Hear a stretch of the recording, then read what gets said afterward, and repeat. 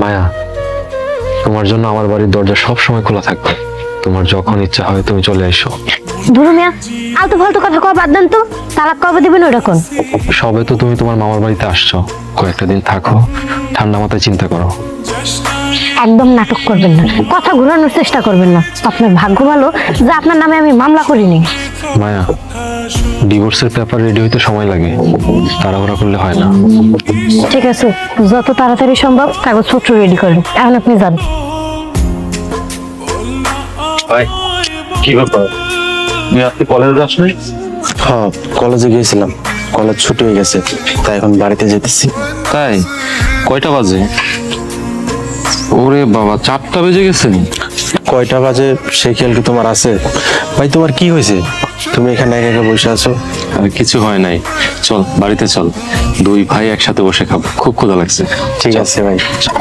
এত আল্লাহ আল্লাহ করে মাঝে মাঝে মনটা চাই ওরে আল্লাহর কাছে পাঠাই দিই। ছি ছি মায়া, এসব তুমি কি বলো? তুমি আমার এখনো বিবাহিত স্ত্রী, দাসী না।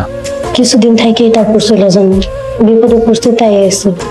জামালের খাওয়ানোর মনে আস্তে আস্তে ধীরে ধীরে অল্প অল্প করে মিশাইয়া জামালের খাওয়ানো।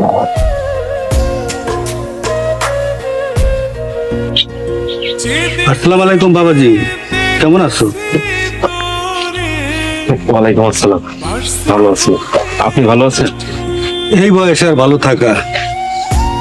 তুই ভর দুপুরে রোদের ভিতরে বসে আছো, মন খারাপ? না না চাচা, জোহরের নামাজ পড়ে এখানে একটু বসলাম, একটু জিরাইতেছিলাম। ঠিক থাকলেই ভালো। তো বৌমা কেমন আছে? কি জানো নাম? মায়া। মায়া আলহামদুলিল্লাহ ভালোই আছে।